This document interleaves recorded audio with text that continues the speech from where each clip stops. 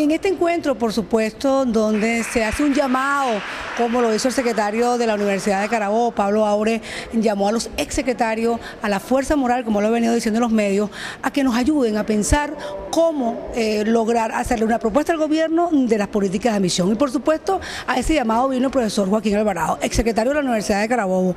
Profesor, primero, en primer lugar, ¿qué le parece la propuesta del gobierno nacional de que todo aquel que quiera estudiar en una universidad puede hacerlo? Bueno, con relación a esa propuesta hay que verla de dos puntos de vista. El primero, desde el punto de vista político. La experiencia que uno ha vivido por tratos personales en el pasado con algunas personas vinculadas a universidades en los países entonces llamados socialistas. En los estados socialistas no todo el mundo entra a la universidad, hay el número clauso.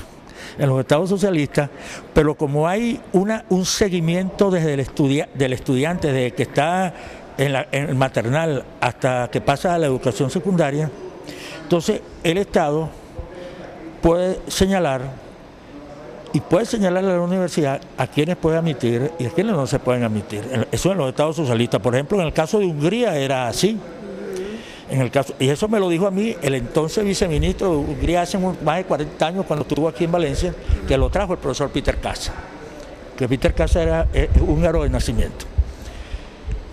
Claro, en este mundo a lo mejor el socialismo no funciona así, pero el socialismo que debe tener por norte la construcción de una nueva sociedad donde esté el principio de igualdad.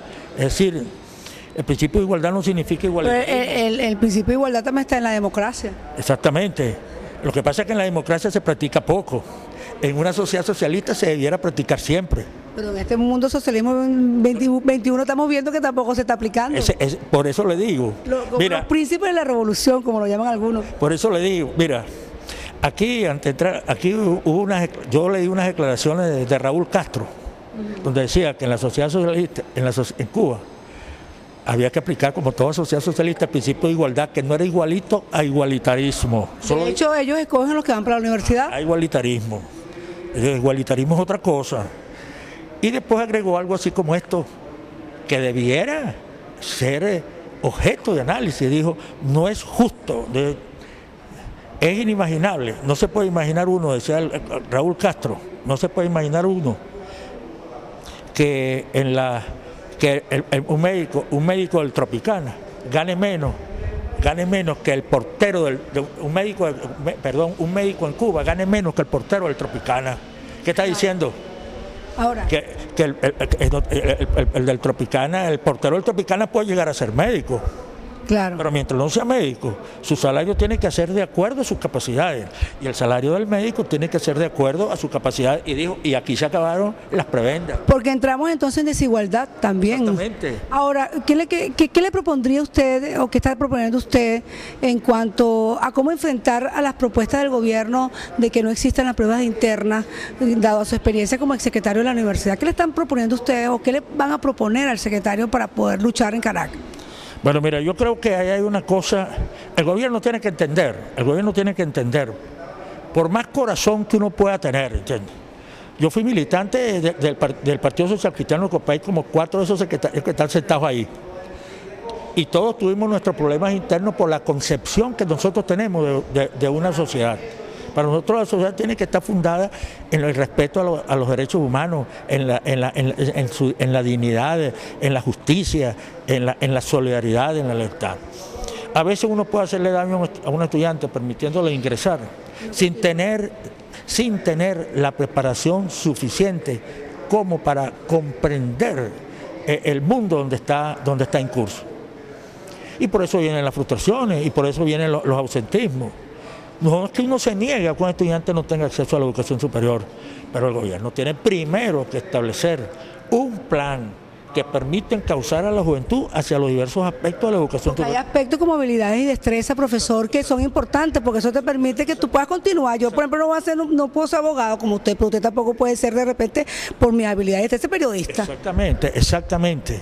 Y mientras eso ocurre, las universidades tienen que administrar eso. Bueno, amigos, nosotros en este encuentro académico, tanto para toda la red y para la televisión, nosotros en este momento estamos conversando, vamos a conversar, quise decir, con el secretario de la universidad, el exsecretario de la Universidad de Carabobo, el profesor Rolando Smith. A propósito de este encuentro, quisiera preguntarle cómo el gobierno en estos momentos está proponiendo que se eliminen las pruebas internas. Y aparte dice que se eliminan las pruebas internas, van a ser ellos los que van a controlar el ingreso a las universidades. Pero en el otro discurso también nos dice que no nos van a dar presupuesto. ¿Cómo lograr el ingreso de todo el mundo a la universidad sin haber estudiado sus capacidades, sus habilidades y su vocación, y con una universidad estrangulada? ¿Cómo lo ve usted? Sí, bueno, en primer lugar quiero significar la importancia de este encuentro, que me parece que es una excelente oportunidad que el secretario de nuestra institución convoque a parte de la comunidad universitaria para opinar sobre temas trascendentales. Eso me parece que es parte de una generosidad de gestión que es interesante aplaudirla. En relación al tema, mire, este tema del ingreso y del forcejeo entre el gobierno y las universidades no es nuevo en el país. Permítame señalarles que en la década del 70, cuando se creó el Sistema Nacional de Admisión, surge el Consejo Nacional de Universidades, la primera actitud del gobierno fue precisamente controlar el ingreso a todas las instituciones universitarias. Y así ocurrió. Lo único que se le dejó a los consejos universitarios es la determinación de los cupos y los criterios de admisión, pero el gobierno en aquella oportunidad centralizó todo el proceso de admisión de todas las universidades nacionales, tanto públicas como privadas. En el transcurso del tiempo, este proceso fue en cierta forma, dialógicamente hablando, estructurado sobre la base de acuerdos que permitieron, por ejemplo, que parte de un porcentaje importante de esos ingresos fueran administrados directamente por las instituciones universitarias. Y así se daban a conocer en los prospectos de estudio a las instituciones universitarias. Se habló incluso de que parte del ingreso debería ser para justificar el Sistema Nacional de Admisión, que por lo menos la OPSU tuviera el 30% o el 40% de los ingresos. Algunas instituciones entregaron el 100%.